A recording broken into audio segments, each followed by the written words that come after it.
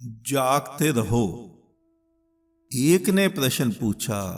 कहता है परमात्मा, हिंदू जगन्नाथ रथ यात्रा निकालते हैं, क्या ये सही है? इसका महत्व क्या है? जगन्नाथ का मतलब क्या है? तात्पर्य क्या है? इसके ऊपर विस्तार पूर्वक बताओ। जगन्नाथ, जग के नाथ, जग का पालन करने वाले, इस सृष्टि का पालन करने वाले। कौन है जो इस सृष्टि का पालन करता है? तुम्हारा पालन कौन करता है? तुम्हारे घर का पालन कौन करता है? सृष्टि को बसाने वाले, सृष्टि की देखभाल करने वाले।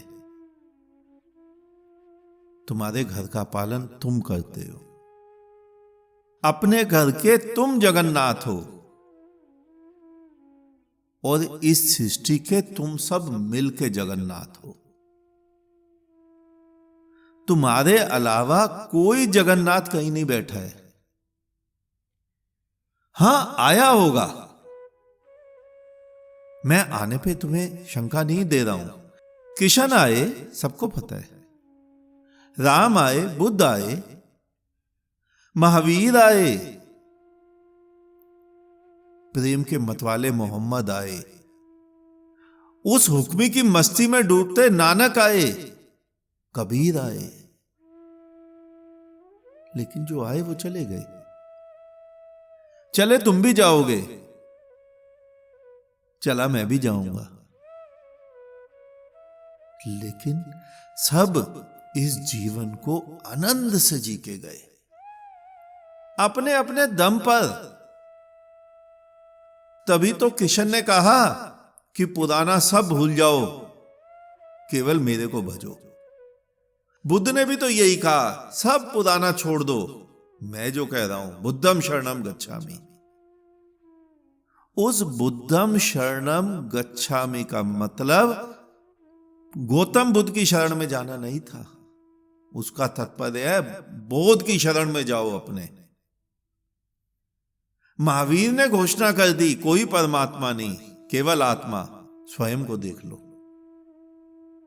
मोहम्मद ने कहा सब पुराना छोड़ दो, एक खुदा पर विश्वास करो, केवल एक। जब वो एक है तो दूसरे तो तुम भी नहीं बचे। एक जो सिद्धांत है ना हिंदू का, अद्वैत का, यहां उसी की घोषणा हो रही है।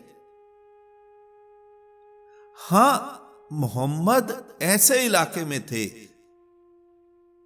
जहां भाषाएं अलग थी, तो उन्होंने उस भाषा में घोषणाएं कर दी। तुमने सोचा धर्म अलग, संप्रदाय अलग, धर्म अलग हो ही नहीं सकते। धर्म तो केवल एक है। ध्यान देना, खुश मत हो जाना, उस धर्म का नाम भी हिंदू नहीं है। कहीं तुम खुश हो जाओ, मैंने कह दिया धर्म एक तो हिंदू धर्म एक नहीं। उस धर्म का नाम है सत्य है। उस धर्म का नाम है आंख खोलकर तुम स्वयं को देख लो, बस सत्य को पहचान लो। हां, तुमने सत्य को पहचानने के लिए जो अलग अलग रास्ते अपनाए वो अलग अलग हैं। कोई हिंदू का रास्ता, कोई मुसलमान का, कोई सिख का, कोई ईसाई का, कोई बौद्ध का, कोई जैन का, लेकिन धर्म तो एक। तुम किसी पहाड़ पर चढ़ते हो, हिमालय पर, जहां तक कार जाती है, वहां तक पहुंचने के रास्ते तो हजारों हैं। कोई दिल्ली से चल रहा है वो अलग रास्ता पकड़ेगा, कोई जम्मू से चल रहा है वो अलग पकड़ेगा, कोई अमेरिका से चल रहा है वो पहले फ्लाइट पर आएगा, कोई पैदल चल रहा है गाय भैंस उसी पहाड़ पे पगडंडी पे चल रही है, उनका रास्ता अलग। कोई ट्रेकिंग कर रहा है, उसका रास्ता अलग। लेकिन मंजिल, चोटी पे जब पहुंचेंगे वो तो एक ही होगा। तो एक धर्म एक है, उस धर्म का नाम है सत्य। हिंदू भी सत्य को नहीं नकार पाता, मुसलमान भी नहीं नकार सकता, सिख, ईसाई, बौद्ध, जैन। सत्य किसी के बाप की बबोती नहीं है कि हिंदू के लिए सत्य है। तो हम बात कर रहे थे जगन्नाथ, जिसने ये पूजा आरंभ की, उसने सत्य का अनुसंधान करने की जो मेहनत होती है उससे बचने का उपाय किया। और कई चीजें सत्य हैं उसमें। 40 मन चावल का भोग। अब एक अकेला ईश्वर, एक अकेली मूर्ति तो 40 मन खा नहीं सकती। जिसने ये आरंभ किया होगा ना 40 मन, वो जरूर बोध को उपलब्ध हो गया होगा, बुद्धत्व को, प्रज्ञावान हो गया होगा। उस समय इतने पब्लिक होगी वहां आसपास कि वहां 40 मन चावल की खपत हो जाती होगी। तो उसने कहा तुम सब जगन्नाथ हो, तुम सबको भोग लगेगा 40 मन। वाकई में जगन्नाथ तुम ही हो। वास्तव में तुम्हारा होना ही सत्य है।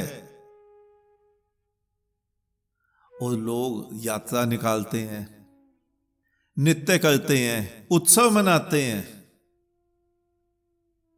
कौन मनाता है उत्सव? कभी सोचा? तुम सभी अपने अपने घर से छुट्टियों में निकलते हो पिकनिक मनाने के लिए, उत्सव मनाते हो, पार्क जाते हो, पहाड़ों पे जाते हो, नाचते हो, गाते हो और कहते हो 4 दिन खूब आनंद आया। इसका तात्पर्य क्या हुआ कि बाकी दिन तुम बिना आनंद के रहते हो। एक ने मुझसे प्रश्न पूछा, कहता है परमात्मा क्या स्वर्ग और नरक हैं? मैंने उत्तर दिया स्वर्ग का तो पता नहीं, लेकिन नरक जरूर है। वो व्यक्ति चौंका, कहता है स्वर्ग का पता नहीं, नरक है? तो नरक का कैसे पता चला? मैंने कहा अपना चेहरा देख लो, स्वयं से पूछ लो तुम नरक में रहते हो या स्वर्ग में। और तुम भी स्वयं से पूछो तुम किस में रहते हो, नरक में, स्वर्ग में? अगर स्वर्ग तुम्हारा भविष्य में है, स्वप्न में है, जप तप यज्ञ करके मिलता है। मुसलमान को जन्नत 4-6 हिंदू की कत्ल करने के बाद मिलती है। तो अभी जोसेफ में ही तो है वो, तभी तो जन्नत की कामना कर रहा है। और तभी तो तुम कामना में, स्वप्नों में डूबे हुए हो स्वर्ग के, कि यहां से जाएंगे सत्यलोक होगा, कोई स्वर्ग होगा, कोई वैकुंठ होगा, कोई गोलोक होगा, कोई ब्रह्मलोक, इंद्रलोक, जहां पे अप्सराएं नृत्य करेंगी, तुम्हें सोम रस के झरने के नीचे खड़ा कर दिया जाएगा। तो नरक में तो हो तुम, तभी तो स्वर्ग की कामना कर रहे हो। और बुद्धों को देखो, प्रज्ञावान पुरुषों को देखो, ज्ञानियों को देखो, वो आज स्वर्ग में है, आज आनंद में है। उनका आनंद भविष्य में नहीं है। तो हम बात कर रहे थे जगन्नाथ रथ यात्रा, 365 दिन उत्सव होना चाहिए। तुम्हारे जीवन में नृत्य घटना चाहिए, तुम्हारा पग पग पर संगीत बजना चाहिए, तुम्हारे भीतर की वीणा बजनी चाहिए। जिस दिन वो वीणा बज जाएगी ना,